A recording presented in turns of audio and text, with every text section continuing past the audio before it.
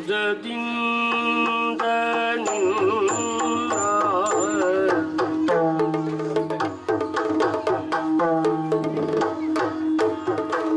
ಮುದದಿಂದ ನಿನ್ನ ಕೊಂಡಾಡುವೇನು ಅನವರತ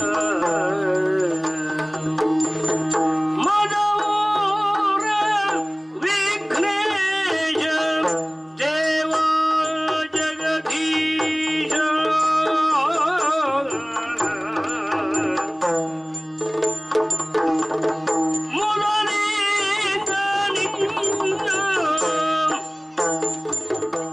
ಮೂರ್ತಿ ತುಂಗರೆ, ಇದೊಂದು ಯಕ್ಷ ಸಂವಹನದ ಸಂವಾದ.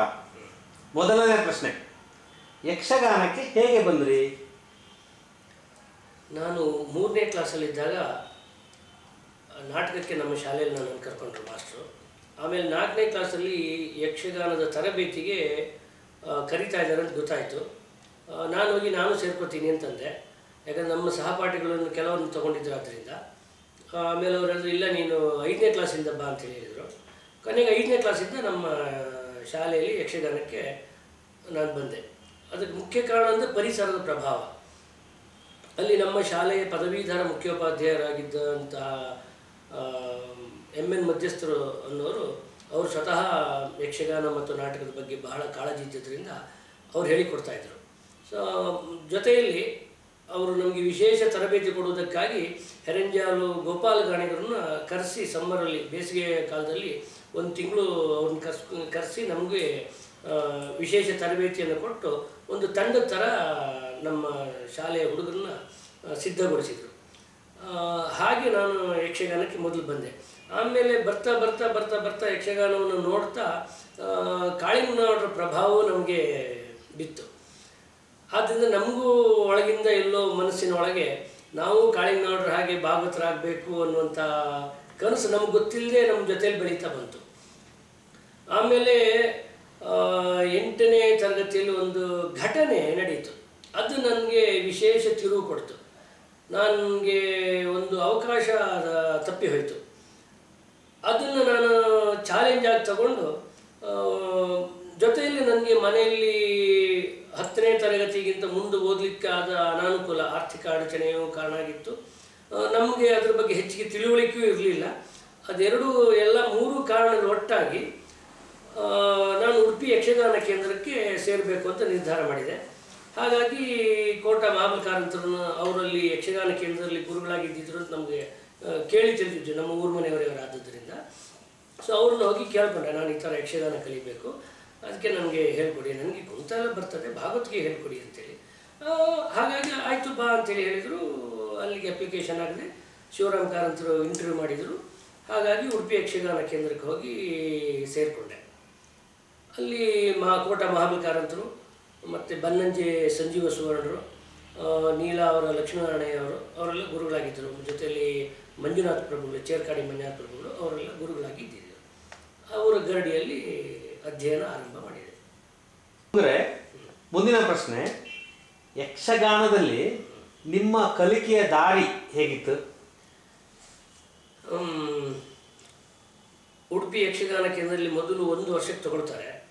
ಆಗ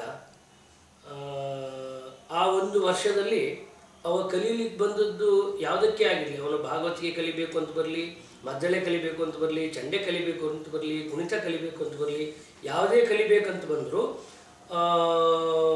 ಭಾಗವತಿಕೆ ಅಂತ ಹೇಳಬಹುದಾದ ಕೈ ತಾಳಗಳು, ಅದನ್ನು ಎಲ್ಲ ತಾಳಗಳನ್ನು, ಆ ತಾಳದ ದಸ್ತುಗಳನ್ನು ಮತ್ತು ಅದರ ಸಾಹಿತ್ಯಗಳನ್ನು, ಆಯಾಯ ತಾಳಕ್ಕೆ ಸಂಬಂಧಪಟ್ಟ ಪದ್ಯಗಳನ್ನು ಮತ್ತು ಪೂರ್ವರಂಗವನ್ನು, ಇವೆರಡನ್ನೂ ಅವನು ಭಾಗವತಿಕೆ ಮಾಡಲೂಬೇಕು. ಭಾಗವತಿ ಇನ್ ದ ಸೆನ್ಸ್ ಅದನ್ನು ಕೈಯಲ್ಲಿ ಹೇಳುವಂಥದ್ದು, ಬಾಯಲ್ಲಿ ಮತ್ತು ಕೈಯಲ್ಲಿ, ಮತ್ತು ಕುಣಿಯುವುದು, ಇವೆರಡೂ ಮಾಡಲೇಬೇಕು. ಅವ್ರು ಯಾವುದಕ್ಕಾಗಿ ಬರಲಿ ಅದು ಅಷ್ಟನ್ನು ಅಭ್ಯಾಸ ಮಾಡಲೇಬೇಕು.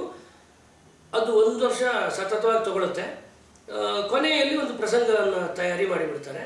ಮತ್ತು ಕಲಿಸುವಲ್ಲಿ ಬಹಳ ಶಿಸ್ತಿರ್ತದೆ.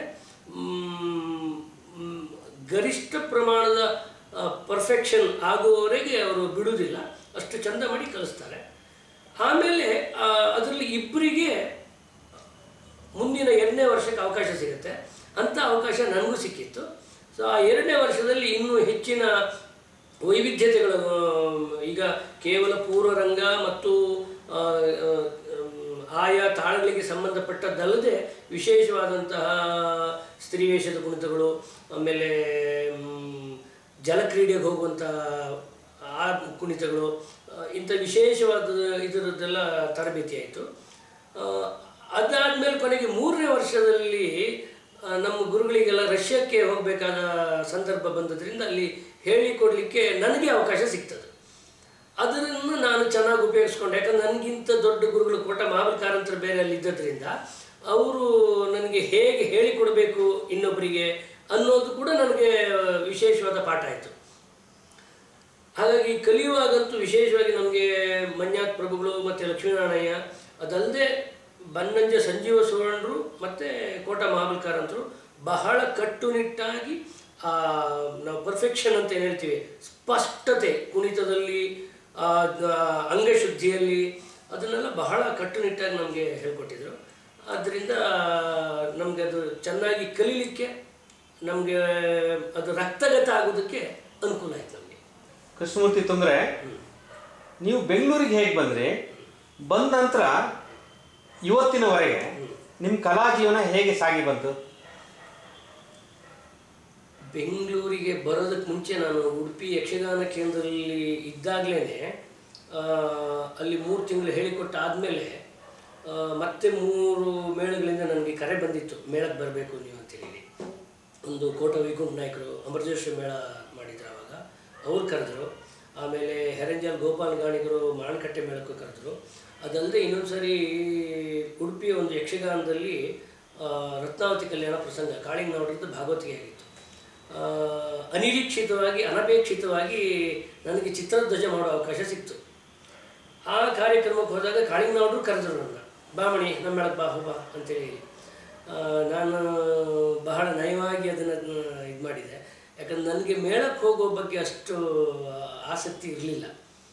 ಹಾಗಾಗಿ ಅಲ್ಲಿ ಸಿಕ್ಕಿದ 3 ಕರೆಗಳನ್ನು ನಾನು ನಯವಾಗಿ ಬಿಟ್ಟುಕೊಟ್ಟು ಇರುವಂಥ ಸಂದರ್ಭದಲ್ಲಿ ನನ್ನ ಬದುಕಿಗೆ ಏನಾದರೂ ಒಂದು ದಾರಿ ಕಂಡುಕೊಳ್ಳಲೇಬೇಕಾಗಿತ್ತು. ಊರ ಕಡೆಯಲ್ಲಿದ್ದರೆ ಅಷ್ಟು, ಯಾಕಂದರೆ ಊರಲ್ಲಿ ತುಂಬ ಜನ ಇದ್ದಾರೆ ಯಕ್ಷಗಾನ ಕಲಾವಿದರು.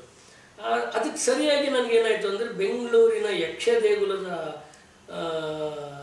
ತಂಡಕ್ಕೆ ಒಂದು ಕಲಾವಿದರು ಬೇಕಾಗಿತ್ತು ಎನ್ನುವ ಕಾರಣಕ್ಕೆ, ಅದರಲ್ಲಿ ವಿಶೇಷವಾಗಿ ಬಾಲ್ಭವನದಲ್ಲಿ ಸಮ್ಮರ್ ಕ್ಯಾಂಪ್ ನಡೀತಾ ಇತ್ತು. ಆ ಸಮ್ಮರ್ ಕ್ಯಾಂಪ್ಗೆ ಹೇಳ್ಕೊಡೋದಕ್ಕೆ ಬೇಕಾಗಿ ಯಕ್ಷದೇಗುಲದ ಕೆ ಮೋಹನ್ ಮುಖಾಂತರವಾಗಿ ಗೋಪಾಲಕೃಷ್ಣ ನಾಯಿರಿಯವರು ನಮ್ಮ ಉಡುಪಿ ಯಕ್ಷಗಾನ ಕೇಂದ್ರವನ್ನು ಕಾಂಟ್ಯಾಕ್ಟ್ ಮಾಡಿ ಬನ್ನಂಜ ಸಂಜೀವ ಸುವರ್ಣರಿಗೆ ಮಹಾಬಲಿ ಕಾರಂತರಿಗೆಲ್ಲ ಹೇಳಿ ಒಬ್ಬ ಹುಡುಗನನ್ನು ಹೀಗೆ ಕಳಿಸ್ಕೊಡಿ ನಮಗೆ ಅಂತ ಹೇಳಿದರು. ಸರಿ, ಈ ಥರ ತುಂಗ ಅಂತ ಹೇಳಿದ್ದಾನೆ, ಕಳಿಸ್ಕೊಡ್ತೀವಿ ಅಂತ ಹೇಳಿದರು. ಕೊನೆಗೆ ಅವರು ನನ್ನ ಇಲ್ಲಿಗೆ ಕಳಿಸ್ಕೊಟ್ರು. ಸೊ ಕೆ ಮೋಹನ್ ಮತ್ತು ಗೋಪಾಲಕೃಷ್ಣ ನಾಯಿರಿಯವರು ನನ್ನನ್ನು ಬೆಂಗಳೂರಿಗೆ ಕರ್ಕೊಂಡು ಬಂದರು. 87ನೇ ಇಸ್ವಿ ಸಮ್ಮರ್ ಕ್ಯಾಂಪ್ಗೆ ಹೆಚ್ಚು ಕಮ್ಮಿ ಏಪ್ರಿಲ್ ಮೇ ತಿಂಗಳಲ್ಲಿ ಬಂದೆ. ಆಮೇಲೆ ಇಲ್ಲಿಂದ ವಾಪಸ್ ಉಡುಪಿಗೆ ಹೋಗಬೇಕು ಅನ್ನೋಷ್ಟೊತ್ತಿನಲ್ಲಿ ಹೋಗಿದ್ದೆ ಕೂಡ. ಆಮೇಲೆ ಇಲ್ಲಿ ಪುನಃ ಆ್ಯನ್ಯುವಲ್ ಕೋರ್ಸ್ ಸ್ಟಾರ್ಟ್ ಆಯಿತು. ಅದಕ್ಕೆ ಮತ್ತೆ ಪುನಃ ಬೇಕು ಅಂತೇಳಿ ಕರೆದ್ರು. ಆವಾಗ ನನಗೆ ಉಳ್ಕೊಳ್ಳಿಕ್ಕೆ ಯಾವ ಸೂತ್ರ ನೆಲೆ ಇರಲಿಲ್ಲ. ಬಟ್ ಇಲ್ಲ, ಅದೆಲ್ಲ ಸಾಧ್ಯ ಇಲ್ಲ, ನೀವು ಫಸ್ಟ್ ಬರಬೇಕು ಅಂತಿದ್ರು. ಸರಿ, ನಾನು ಬಂದೆ.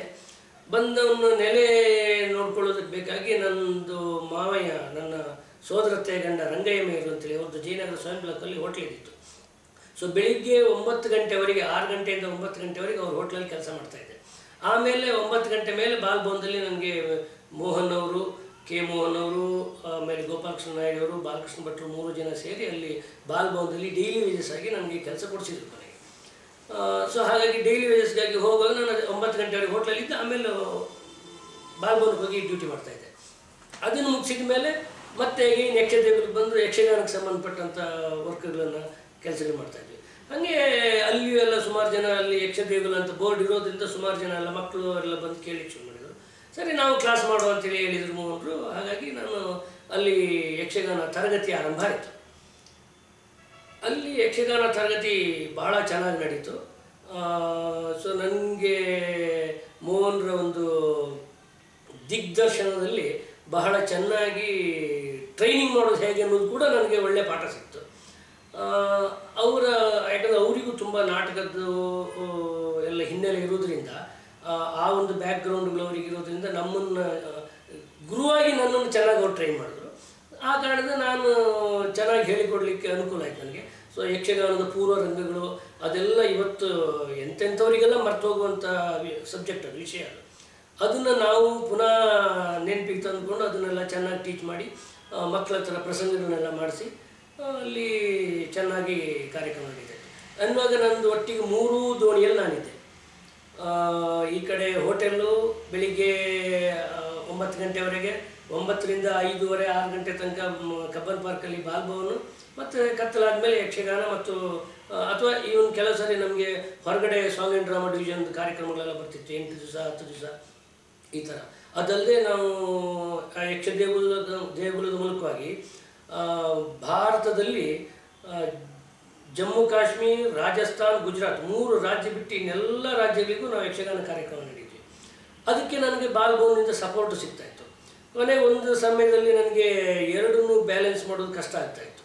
ಹಾಗಾಗಿ ನಾನು 2002ನೇ ಇಸ್ವಿಯಲ್ಲಿ ಬಾಲ್ಭವನನ್ನು ಬಿಟ್ಟು ಸಂಪೂರ್ಣ ಸಮಯವನ್ನು ಯಕ್ಷ ದೇಗುಲ ಜೊತೆಯಲ್ಲಿ ಯಕ್ಷಗಾನಕ್ಕಾಗಿ ತೊಡಗಿಸ್ಕೊಳ್ಳೋಕ್ಕೆ ಆರಂಭ ಮಾಡಿದೆ.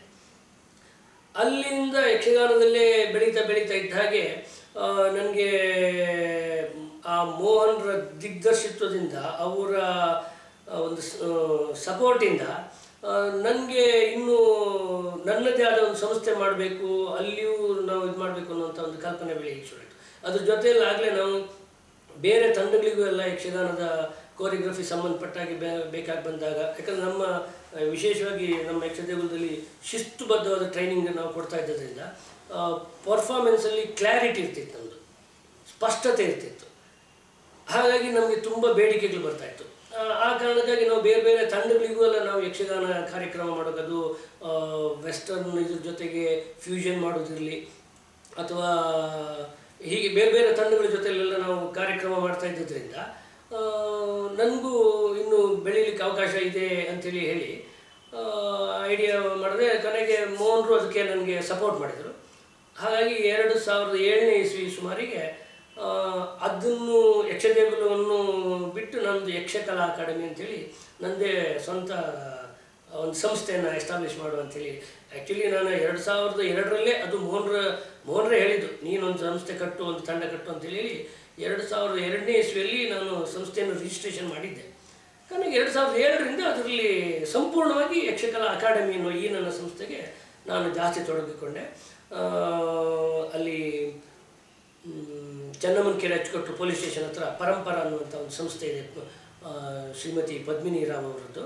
ಆ ಸ್ಥಳದಲ್ಲಿ ಯಕ್ಷಗಾನ ತರಗತಿಯನ್ನು ಆರಂಭ ಮಾಡಿದೆ. ಅಲ್ಲಿಗೆ ತುಂಬ ಜನ ಮಕ್ಕಳು ಎಲ್ಲ ಕಲಿಯಕ್ಕೆ ಬಂದರು. ಆಮೇಲೆ ಜೊತೆಯಲ್ಲಿ ಯಕ್ಷ ಸಿಂಚನ ಅನ್ನೋ ಒಂದು ಸಂಸ್ಥೆಯವರು ಮುಂಚೆ ಒಂದು ತಂಡ ಕಟ್ಕೊಂಡಿದ್ರು.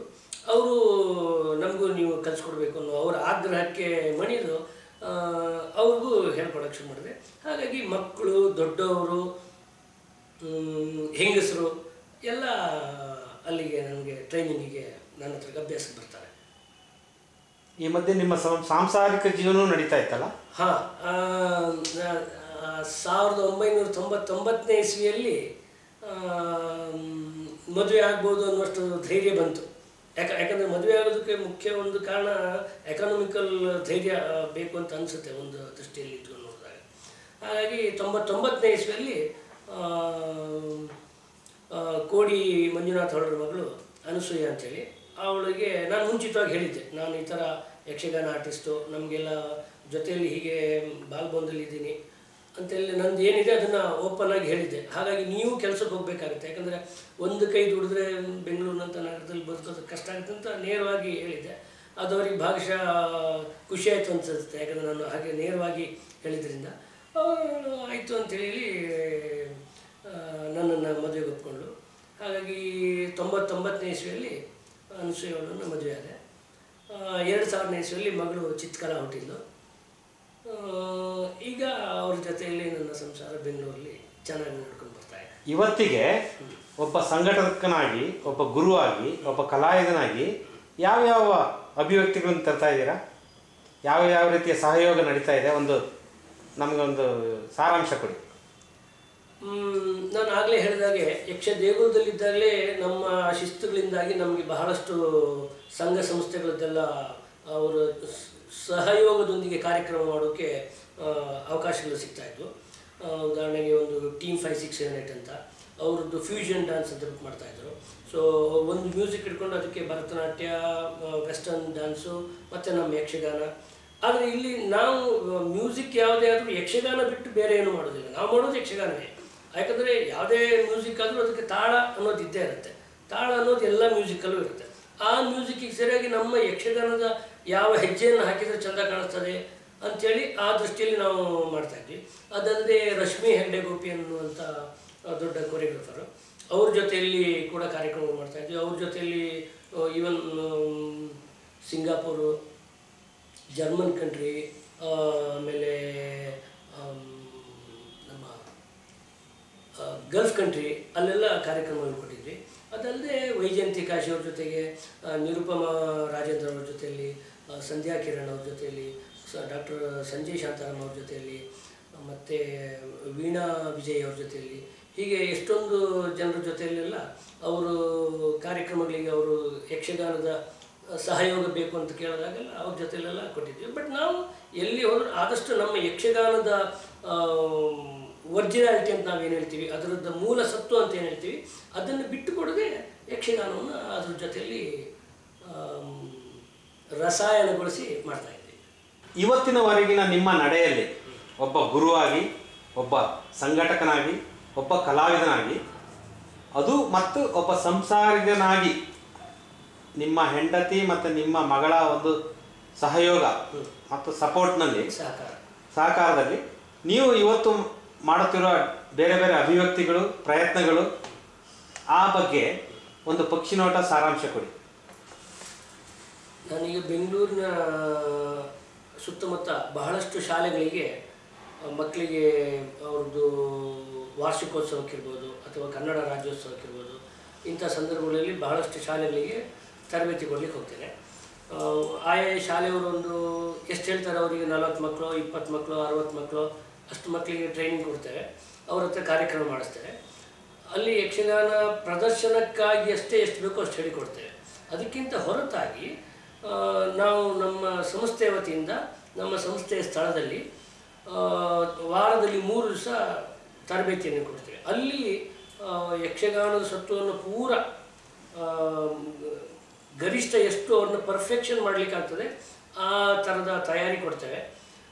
ಅದರಲ್ಲಿ ವಿಶೇಷವಾಗಿ ಮಕ್ಕಳು ಬರ್ತಾರೆ, ಮಕ್ಕಳ ಜೊತೆಗೆ ತಾಯಂದಿರು ಬಂದಿರ್ತಾರೆ, ಅವರು ಆಮೇಲೆ ಸೇರ್ಕೊಳ್ಳಿಕ್ಕೆ ಆರಂಭ ಮಾಡಿದರು. ಮತ್ತು ಆಸಕ್ತರು ದೊಡ್ಡವರು ಕೂಡ ಬಂದರು. ಸೊ ಅವ್ರಿಗೆಲ್ರಿಗೂ ಆ ತರಬೇತಿಯಲ್ಲಿ ಪರ್ಫೆಕ್ಷನ್ನಸ್ ಬಗ್ಗೆ ನಾವು ಜಾಸ್ತಿ ಗಮನ ಕೊಟ್ಟು ಟ್ರೈನಿಂಗ್ ಕೊಟ್ಟಿದ್ದೇವೆ. ಹಾಗಾಗಿ ಈ ತಾಯಂದಿರದ್ದು ಅಂದರೆ ಅದನ್ನು ವಿಶೇಷವಾಗಿ ಮಹಿಳೆಯರ ತಂಡ ಅಂತೇಳಿ ನಾವು ಗುರುತಿಸ್ಕೊಳ್ಳೋಣ. ಆ ಮಹಿಳೆಯರ ತಂಡಕ್ಕೆ ಕಳೆದ ವರ್ಷ 13ನೇ ಇಸ್ವಿಯಲ್ಲಿ ನಡೆದಂಥ ಒಂದು ಕಾಂಪಿಟೇಷನ್ನಲ್ಲಿ ಪ್ರಥಮ ಪ್ರಶಸ್ತಿ ಬಂದಿತ್ತು. ಮತ್ತು ಮಕ್ಕಳದ್ದಂತೂ ಬಹಳ ಚೆನ್ನಾಗಿ ಕಾರ್ಯಕ್ರಮದ ಕ್ವಾಲಿಟಿ ಇರೋದರಿಂದ ತಿಂಗಳಲ್ಲಿ ಒಂದು 2-3 ಕಾರ್ಯಕ್ರಮಗಳು ಸರಾಸರಿ ಬರ್ತಾ ಇರುತ್ತೆ. ವಿಶೇಷವಾಗಿ ಯಾವುದೋ ಒಂದು ಸಾಂಸ್ಕೃತಿಕ ಚಟುವಟಿಕೆಗಳಿರ್ಬೋದು, ಅಥವಾ ನಮ್ಮೂರ ಕಡೆ ಅವ್ರದ್ದು ಮದುವೆ ಇಂಥ ಶುಭ ಸಮಾರಂಭಗಳಿರ್ಬೋದು, ಬೇರೆ ಬೇರೆ ಕನ್ನಡ ರಾಜ್ಯೋತ್ಸವ ಇಂಥ ಕಾರ್ಯಕ್ರಮಗಳಲ್ಲಿ ಎಲ್ಲ ಕಡೆಗಳಲ್ಲಿಯೂ ಒಂದು ವಿಶೇಷವಾದಂಥ ಮಕ್ಕಳ ಕಾರ್ಯಕ್ರಮವನ್ನು ಕಿವಿಯಿಂದ ಕಿವಿಗೆ ಕೇಳಿ ಅವ್ರು ಚೆನ್ನಾಗಿ ಮಾಡ್ತಾರೆ ಅವ್ರು ಕರೆಸಿ ಅಂತೇಳಿ, ಉದಾಹರಣೆಗೆ ಇಂಡಿಯನ್ ಇನ್ಸ್ಟಿಟ್ಯೂಟ್ ಆಫ್ ಸೈನ್ಸು ಇಂಥ ಸಂಸ್ಥೆಗಳಲ್ಲೆಲ್ಲ ನಮ್ಮ ಮಕ್ಕಳ ತಂಡದ ಕಾರ್ಯಕ್ರಮವನ್ನು ಕರೆಸಿ ಮಾಡಿಸ್ತಾರೆ. ಅದಲ್ಲದೆ ಈ ಒಂದು ದೊಡ್ಡವರದ್ದು ಒಂದು ತಂಡ ಇದೆ, ಅದಕ್ಕೆ ವಿಶೇಷವಾಗಿ ನಮ್ಮ ಯಕ್ಷಸಿಂಚನ ಅನ್ನುವ ತಂಡದವರು ನಮ್ಮ ಜೊತೆಯಲ್ಲಿ ಬಂದು ವಾರದ 3 ದಿವಸದ ತರಬೇತಿಗೆ ಬರ್ತಾರೆ. ಅವರಿಗೂ ಎಲ್ಲ ಚೆನ್ನಾಗಿ ಟ್ರೈನಿಂಗ್ ಕೊಟ್ಟಿದ್ವಿ. ಅವರು ಕೂಡ ಅವ್ರ ಜೊತೆಯಲ್ಲಿ ಅಲ್ಲಿಯ ಹುಡುಗರು ಎಲ್ಲ ಸೇರಿ ಕಳೆದ ವರ್ಷ ನಡೆದಂಥ ಒಂದು ಉಡುಪಿಯಲ್ಲಿ ನಡೆದ ಕಾಂಪಿಟೇಷನಲ್ಲಿ ತೃತೀಯ ಸ್ಥಾನ ತಂಡಕ್ಕೆ ಬಂದಿತ್ತು. ಕೆಲವಷ್ಟು ಪ್ರಥಮ ಬಹುಮಾನಗಳು ಮತ್ತು ವಿಶೇಷವಾದಂಥ ಬಹುಮಾನಗಳು ಅಲ್ಲದೆ ಮೊನ್ನೆ ನಡೆದಂಥ ಉಡುಪಿಯ ಕರಂಬಳ್ಳಿಯಲ್ಲಿ ನಡೆದಂಥ ಒಂದು ವೆಂಕಟರಮಣ ಸಂಸ್ಥೆಯ ದಶಮಾನೋತ್ಸವದಲ್ಲಿ ನಡೆದ ಸ್ಪರ್ಧೆಯಲ್ಲಿ ನಮ್ಮ ತಂಡಕ್ಕೆ ಪ್ರಥಮ ಬಹುಮಾನ ಬಂದಿತ್ತು. 2 ವಿಶೇಷವಾಗಿ ವೈಯಕ್ತಿಕ ಪ್ರಥಮ ಬಹುಮಾನ, ಅಲ್ಲದೆ ಒಂದು 2ನೇ ಬಹುಮಾನ, ಮತ್ತು ಟೋಟಲ್ ನಮ್ಮ ತಂಡಕ್ಕೆ ಪ್ರಥಮ ಬಹುಮಾನ ಬಂದಿತ್ತು. ಅದರಲ್ಲಿ ವಿಶೇಷವಾಗಿ ಈ ನಮಗೆ ಮಕ್ಕಳನ್ನು ಕರ್ಕೊಂಡು ಬರುವಲ್ಲಿ ಅವರ ಪೇರೆಂಟ್ಗಳದ್ದು ನಮಗೆ ಬಹಳ ಸಹಕಾರ ಇದೆ. ಅವರು ನಮಗೆ ಅವರು ಕಲಿಯೋದು ಅಲ್ಲದೆ ಬರೀ ಯಕ್ಷಗಾನವನ್ನು ಕಲಿಯೋದು ಮಾತ್ರ ಅಲ್ಲ, ಅದರ ಹಿಂದುಗಡೆ ಇರುವಂಥ ತಯಾರಿಯಲ್ಲಿ ಕೂಡ ಬಹಳ ಸಹಕಾರ ಕೊಡ್ತಾರೆ. ವೇಷಭೂಷಣ ಕಟ್ಟುವುದು, ಅದರ ಸಾಮಾನುಗಳು ಸರಂಜಾಮುಗಳನ್ನು ತಗೊಂಡು ಹೋಗೋದು, ಅದರಲ್ಲಿ ಅವ್ರು ನನಗೆ ಬಹಳ ಸಹಕಾರ ಕೊಡ್ತಾ ಇರೋದು ನನಗೆ ಅವ್ರ ಬಗ್ಗೆ ವಿಶೇಷವಾದ ಹೆಮ್ಮೆ. ಹಾಗಾಗಿ ಅವರಿಗೆ ಒಂದು ವಿಶೇಷವಾದಂಥ ಧನ್ಯವಾದವನ್ನು ನಾನು ಸೂಚಿಸಲಿಕ್ಕೆ ಇಷ್ಟಪಡ್ತೇನೆ. ಒಟ್ಟಿನಲ್ಲಿ ಈ ನಮ್ಮ ಯಕ್ಷಗಾನದ ಕ್ವಾಲಿಟಿ ಕಡೆಗೆ ನಾನು ಹೆಚ್ಚು ಗಮನ ಕೊಡುವುದರಿಂದ, ಮತ್ತು ಜೊತೆಯಲ್ಲಿ ನನಗೆ ನನ್ನ ಹೆಂಡತಿ ಮತ್ತು ಮಗಳು ಕೂಡ ಸಪೋರ್ಟ್ ಮಾಡೋದ್ರಿಂದ, ಮಗಳು ಕೂಡ ಸ್ವತಃ ವೇಷ ಮಾಡ್ತಾ ಇರೋದರಿಂದ, ಹೆಂಡತಿ ಮತ್ತು ಮೇಕಪ್ಪು ಇಂಥ ವಿಚಾರದಲ್ಲಿ ಮತ್ತು ಜವಾಬ್ದಾರಿ ವಿಷಯ ಜಾಸ್ತಿ ಬರ್ತದೆ. ನಾವಲ್ಲಿ ರಂಗದಲ್ಲಿದ್ದಾಗ ಇಲ್ಲಿ ಗ್ರೀನ್ ರೂಮ್ನಲ್ಲಿ ಚೌಕಿ ಮನೆಯಲ್ಲಿ ಜವಾಬ್ದಾರಿಯನ್ನು ಹೊತ್ತುಕೊಳ್ಳುವಂಥದ್ದು, ಏನಲ್ಲಿ ಸಮಸ್ಯೆ ಆಯಿತು ಅದ್ರ ಬಗ್ಗೆ ಗಮನ ಕೊಡುವಂಥದ್ದು, ಇಂಥ ಹೊಣೆಗಾರಿಕೆಯನ್ನು ಅವಳು ತಗೊಳ್ಳೋದ್ರಿಂದ, ಮತ್ತು ರಂಗದಲ್ಲಿ ಮಗಳು ಕೂಡ ಚೆನ್ನಾಗಿ ಪಾತ್ರಗಳನ್ನು ಮಾಡೋದ್ರಿಂದ ಸಾಂಸಾರಿಕವಾಗಿ ಕೂಡ ನನಗೆ ಯಕ್ಷಗಾನದೊಂದಿಗೆ ನನ್ನ ಸಂಸಾರವನ್ನು ತೂಗಿಸಿಕೊಂಡು ಹೋಗೋದಕ್ಕೆ ಬಹಳ ಅನುಕೂಲಕರವಾಗಿದೆ. ತುಂಗರೆ, ಇದರಲ್ಲಿ ದೊಡ್ಡವರು ಶಿಷ್ಯರಿದಾರಲ್ಲ, ಅವರ ಅಭಿವ್ಯಕ್ತಿ ಮುಖ್ಯವಾಗಿ ಯಕ್ಷ ಸಿಂಚನದ ನೆಲೆಯಲ್ಲಿ ಬೆಂಗಳೂರಿನಲ್ಲಿ ಸ್ವಲ್ಪ ಗಮನ ಸೆಳೆದಿದ್ದಾರೆ, ಕೆಲವು ಸಾಧನೆಗಳನ್ನು ಮಾಡಿದ್ದಾರೆ. ವೃತ್ತಿಪರ ಕಲಾವಿದರಿಗೆ ಸಡ್ಡು ಹೊಡುವಂತ ಒಂದು ಸಾಧ್ಯತೆ ಮತ್ತು ಉತ್ಸಾಹವನ್ನು ನೋಡ್ತಾ ಇದ್ದೀವಿ. ಹಾಗಾಗಿ ಅವರ ಒಟ್ಟು ಸಾಧನೆ, ಅವರ ಒಂದು ಪ್ರಯತ್ನದ ಬಗ್ಗೆ ಗುರುವಾಗಿ ನಿಮ್ಮ 2 ಮಾತುಗಳು.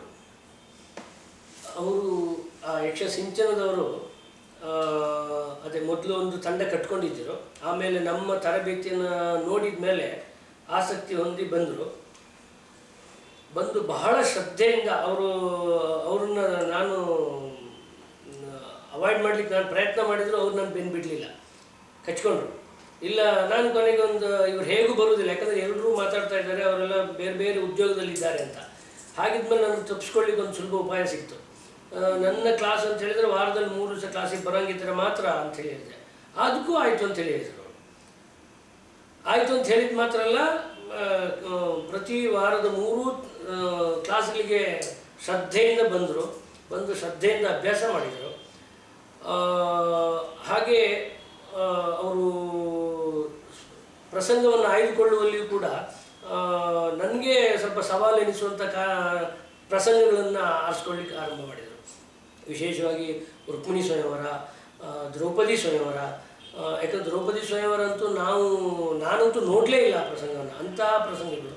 ಮತ್ತು ಚಿತ್ರಸೇನ ಕಾಳಗ, ತಾಮ್ರಧ್ವಜ ಕಾಳಗ, ಇಂಥ ಪ್ರಸಂಗಗಳೆಲ್ಲ ಆರಿಸ್ಕೊಂಡು ಬಂದರು. ರತ್ನಾವತಿ ಕಲ್ಯಾಣ ಎಲ್ಲ, ಅದನ್ನು ನನಗೂ ಒಂಥರ ಚಾಲೆಂಜ್ ಆಗೇ ಇತ್ತು.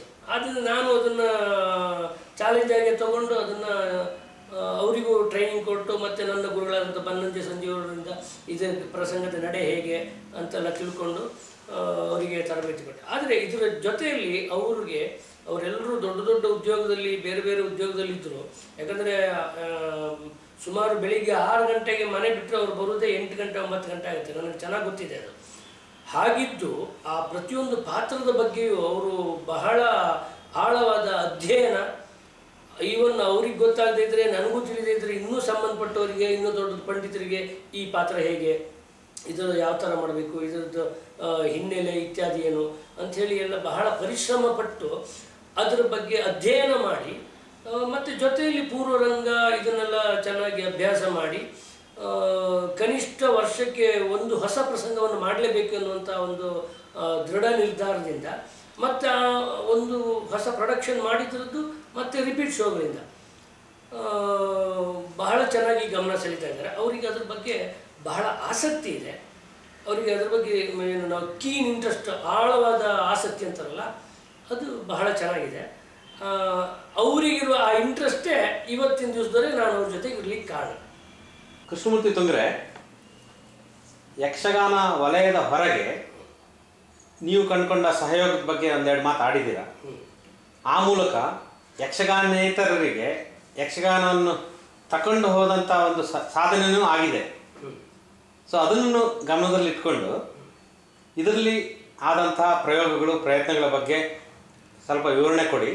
ಜೊತೆಗೆ ಇದರಲ್ಲಿ ನಿಮಗೆ ನೆನಪಿಗೆ ಬಂದಷ್ಟು, ನಿಮಗೆ ತೃಪ್ತಿ ಕೊಟ್ಟಂಥ ಕೆಲವು ಪ್ರದರ್ಶನಗಳ ಬಗ್ಗೆನೂ ಮಾತಾಡಿ. ನಾವು ವಿಶೇಷವಾಗಿ ರಶ್ಮಿ ಹೆಗ್ಡೆ ಅವ್ರ ಜೊತೆಯಲ್ಲಿ ಋತುಚಕ್ರ ಅಂತ ಹೇಳುವಂಥದ್ದು ಒಂದು ಕಾನ್ಸೆಪ್ಟ್ ಅವ್ರದ್ದು.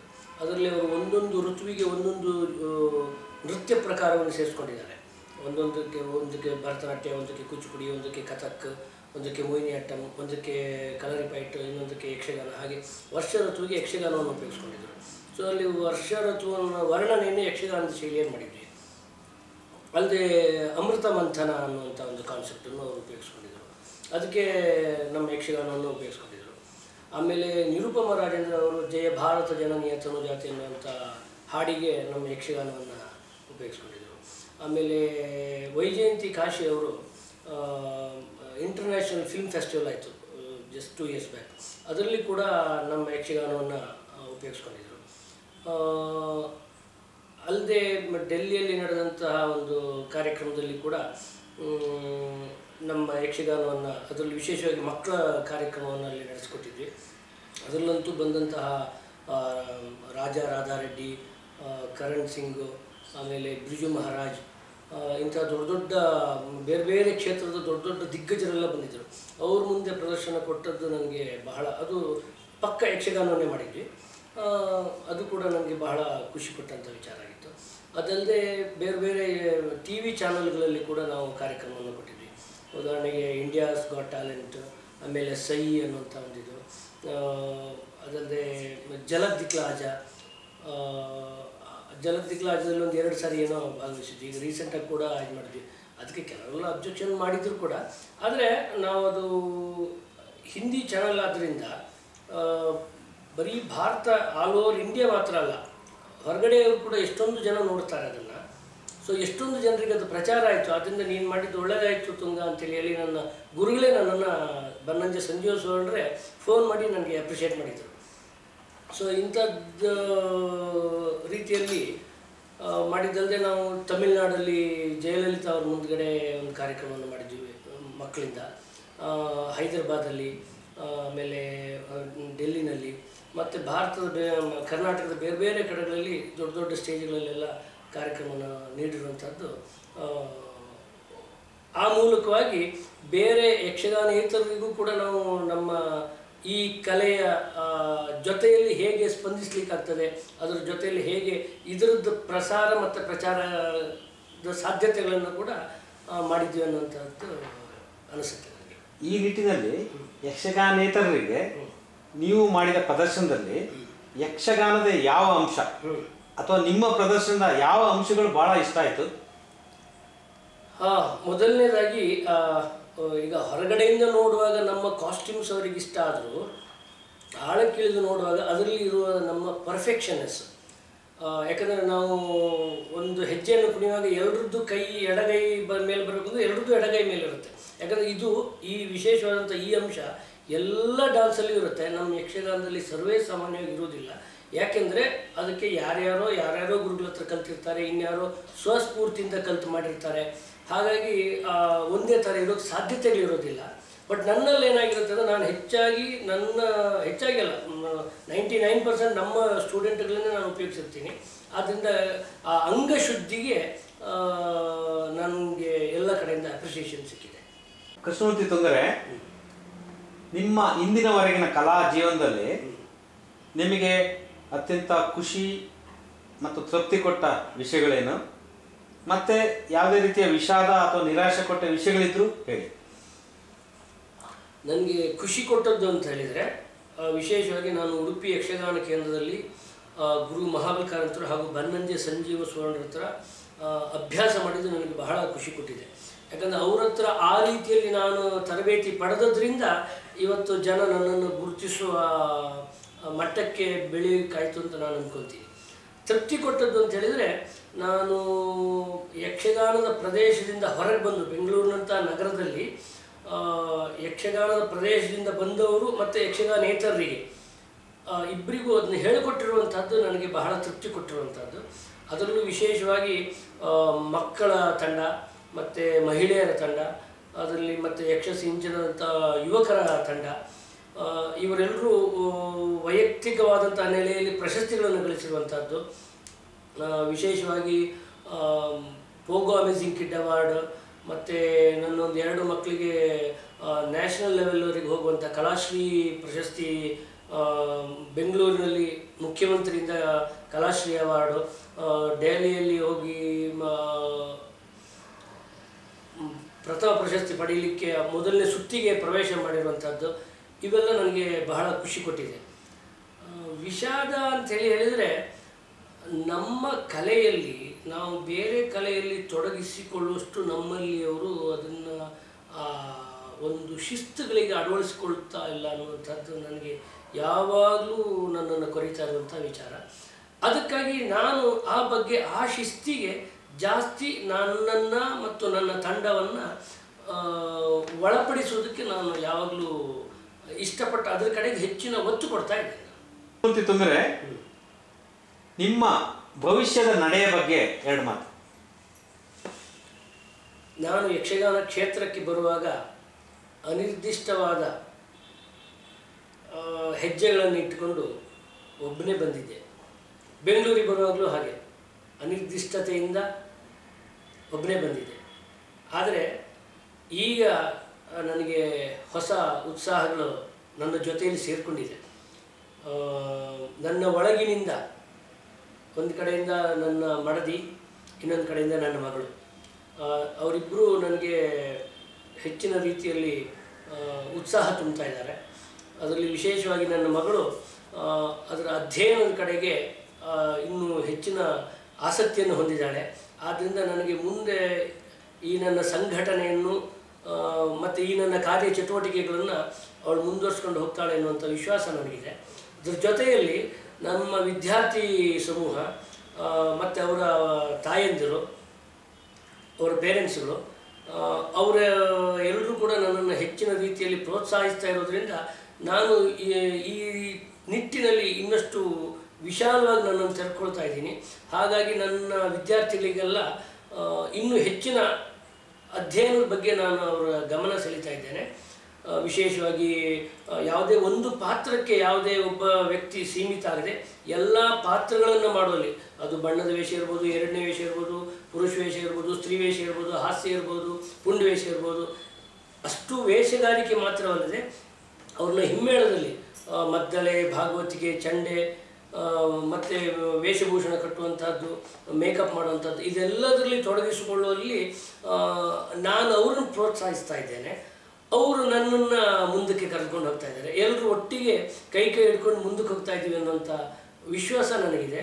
ಆದ್ದರಿಂದ ನನ್ನ ಒಟ್ಟು ಉದ್ದೇಶವೂ ಕೂಡ ಏನು ಅಂದರೆ ಪ್ರತಿಯೊಬ್ಬರೂ ಪ್ರತಿಯೊಂದನ್ನು ಕಲಿಬೇಕು ಎನ್ನುವಂಥ ನಿಟ್ಟಿನಲ್ಲಿ ಆ ಒಂದು ದೂರದರ್ಶಿತ್ವವನ್ನು ಇಟ್ಟುಕೊಂಡು ನಾನು ನನ್ನ ಸಂಸ್ಥೆಯನ್ನು ಮತ್ತು ನನ್ನ ಕಾರ್ಯಕ್ಷೇತ್ರವನ್ನು ಬೆಳೆಸ್ಕೊಳ್ತಾ ಇದ್ದೇನೆ. ಸುಮತಿ ತುಂಗರೆ, ಕೊನೆಯದಾಗಿ ಯಕ್ಷ ಪ್ರೇಮಿಗಳಿಗೆ, ನಿಮ್ಮ ಸಂವಾದವನ್ನು ಕೇಳ್ತಾ ಇರೋರಿಗೆ ನಿಮ್ಮದಾದ ಸಂದೇಶ ಮತ್ತು ಕೊನೆಯ ಮಾತು. ಯಕ್ಷಗಾನ ಕ್ಷೇತ್ರದಲ್ಲಿ ಪ್ರಾಮಾಣಿಕವಾಗಿ 2 ನೆಲೆಯಲ್ಲಿ ನಮ್ಮ ಪ್ರಯತ್ನ ಸಾಗ್ತಾ ಇದೆ. ಒಂದು, ಯಕ್ಷಗಾನ ಪ್ರೇಮಿಗಳನ್ನು ಯಕ್ಷಗಾನ ಕಲಾವಿದರನ್ನಾಗಿ ಪರಿವರ್ತಿಸುವಂಥದ್ದು. ಇನ್ನೊಂದು, ಯಕ್ಷಗಾನೇತರರಿಗೆ ಯಕ್ಷಗಾನವನ್ನು ತಲುಪಿಸುವಂಥದ್ದು. ಈ ನಿಟ್ಟಿನಲ್ಲಿ ನನಗೆ ಬಹಳ ಸಂತೋಷದ ವಿಷಯ ಏನು ಅಂತ ಹೇಳಿದರೆ, ಇವತ್ತಿನ ಯಕ್ಷ ಪ್ರೇಮಿಗಳು, ಅದರಲ್ಲಿಯೂ ವಿಶೇಷವಾಗಿ ಯುವ ಜನತೆ ಯಕ್ಷಗಾನದಲ್ಲಿ ತೊಡಗಿಸಿಕೊಂಡಿರುವಂತಹ ರೀತಿ, ಅದು ಪ್ರಯೋಗಾತ್ಮಕವಾಗಿರ್ಬೋದು, ಸುಧಾರಣೆಯ ರೀತಿಯಲ್ಲಿರ್ಬೋದು, ಪ್ರದರ್ಶನದ ರೀತಿಯಲ್ಲಿರ್ಬೋದು, ಅಥವಾ ಹೊಸ ಹೊಸ ಚಿಂತನೆಯ ರೂಪದಲ್ಲಿರ್ಬೋದು, ಅವರಿಗೆಲ್ಲವರಿಗೂ ನನ್ನ ಅನಂತ ಧನ್ಯವಾದಗಳು. ಅಲ್ಲದೆ ಇಲ್ಲಿಯವರೆಗೆ ನಮ್ಮ ಈ ಯಶಸ್ಸಿಗೆ ಕಾರಣರಾದಂತಹ, ನನ್ನನ್ನು ಆ ನಿಟ್ಟಿನಲ್ಲಿ ಪ್ರೋತ್ಸಾಹಿಸಿದ ಸರ್ವರಿಗೂ ನನ್ನ ಅನಂತ ಧನ್ಯವಾದಗಳು. ಹಾಗಲ್ಲದೆ ಈ ನಿಟ್ಟಿನಲ್ಲಿ ಮತ್ತಷ್ಟು ತೊಡಗಿಸಿಕೊಳ್ಳುವವರಿಗೆ ನಮ್ಮಿಂದಾದ ಸಹಾಯ, ಪ್ರಾಮಾಣಿಕ ಸಹಾಯ ಬೇಕಿದ್ದಲ್ಲಿ ನಮ್ಮನ್ನು ಸಂಪರ್ಕಿಸಬಹುದು. ಪ್ರಾಮಾಣಿಕವಾದ ಪ್ರಯತ್ನವನ್ನು ನಾವು ನೀಡ್ತೇವೆ. ಯಕ್ಷಗಾನ ಗೆಲ್ಗೆ ಧನ್ಯವಾದಗಳು. 1, 2, 1, 2, 1,